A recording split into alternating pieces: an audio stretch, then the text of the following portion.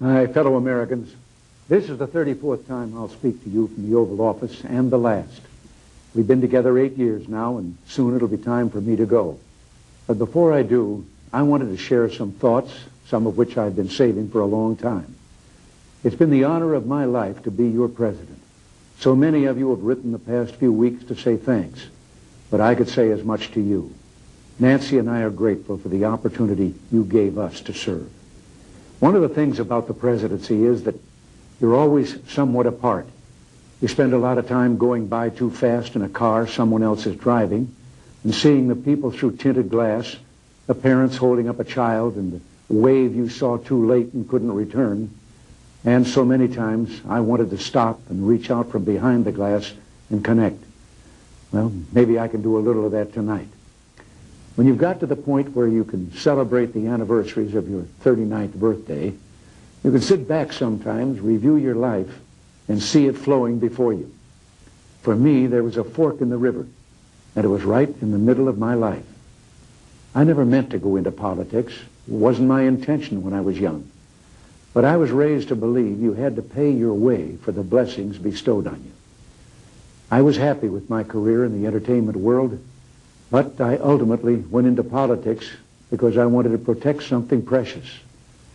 Ours was the first revolution in the history of mankind that truly reversed the course of government, and with three little words: we the people. We the people tell the government what to do. It doesn't tell us. We the people are the driver. The government is the car, and we decide where it should go and by what route and how fast. Almost all the world's constitutions are documents in which governments tell the people what their privileges are. Our Constitution is a document in which we, the people, tell the government what it is allowed to do. We, the people, are free. This belief has been the underlying basis for everything I've tried to do these past 8 years. But back in the 1960s, when I began, it seemed to me that we'd begun reversing the order of things. That through more and more rules and regulations and confiscatory taxes, the government was taking more of our money, more of our options, and more of our freedom. I went into politics in part to put up my hand and say, stop. I was a citizen politician, and it seemed the right thing for a citizen to do. I think we have stopped a lot of what needed stopping, and I hope we have once again reminded people that man is not free unless government is limited. There's a clear cause and effect here that is as neat and predictable as a law of physics. As government expands, liberty contracts. Nothing is less free than pure communism, and yet we have the past few years forged a satisfying new closeness with the Soviet Union. I've been asked if I have any regrets. Well, I do. The deficit is one. I've been talking a great deal about that lately, but tonight isn't for arguments, and I'm going to hold my tongue.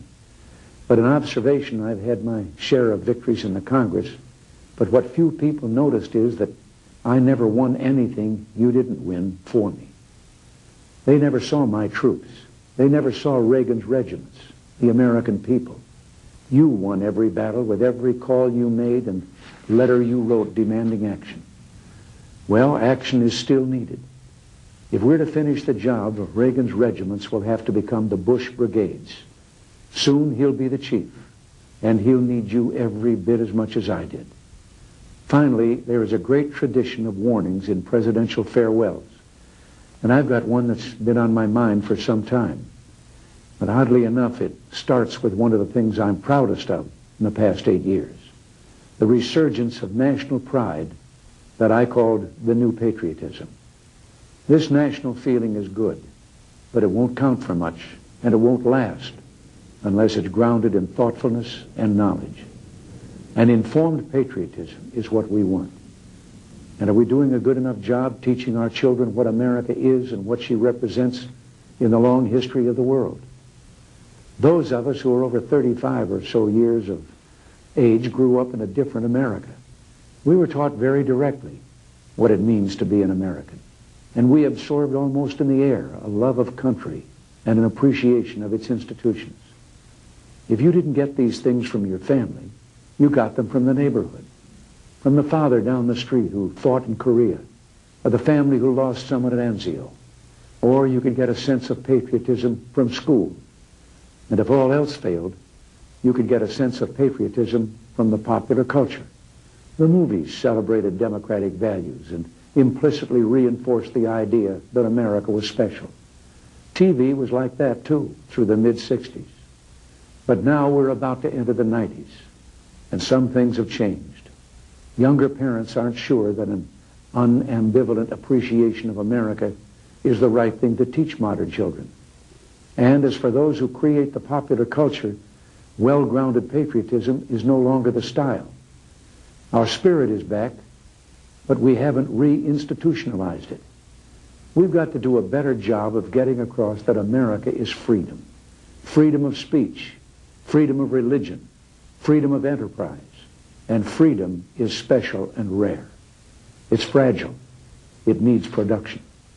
So we've got to teach history based not on what's in fashion, but what's important. Why the Pilgrims came here, who Jimmy Doolittle was, and what those 30 seconds over Tokyo meant. You know, 4 years ago, on the 40th anniversary of D-Day, I read a letter from a young woman writing to her late father, who had fought on Omaha Beach. Her name was Lisa Zanata Hen, and she said, "We will always remember. We will never forget what the boys of Normandy did." Well, let's help her keep her word. If we forget what we did, we won't know who we are. I'm warning of an eradication of the American memory that could result ultimately in an erosion of the American spirit. Let's start with some basics. More attention to American history and a greater emphasis on civic ritual. And let me offer lesson number 1 about America. All great change in America begins at the dinner table. So tomorrow night in the kitchen, I hope the talking begins. And children, if your parents haven't been teaching you what it means to be an American, let them know and nail them on it. That would be a very American thing to do. And that's about all I have to say tonight, except for one thing. The past few days, when I've been at that window upstairs, I've thought a bit of the shining city upon a hill. The phrase comes from John Winthrop, who wrote it to describe the America he imagined. What he imagined was important because he was an early pilgrim, an early freedom man. He journeyed here on what today we'd call a little wooden boat. And like the other pilgrims, he was looking for a home that would be free. I've spoken of the shining city all my political life, but I don't know if I ever quite communicated what I saw when I said it. But in my mind, it was a tall, proud city built on rocks stronger than oceans, windswept, God-blessed, and teeming with people of all kinds living in harmony and peace. A city with free ports that hummed with commerce and creativity. And if there had to be city walls, the walls had doors, and the doors were open to anyone with the will and the heart to get here. That's how I saw it and see it still. And how stands the city on this winter night?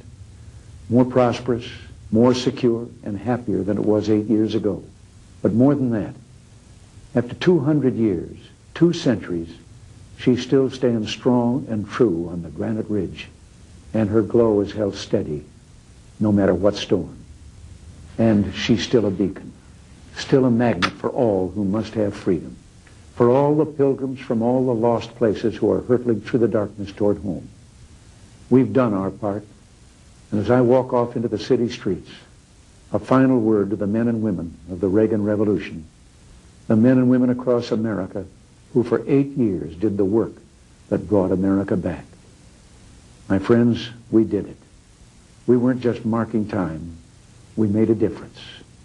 We made the city stronger. We made the city freer.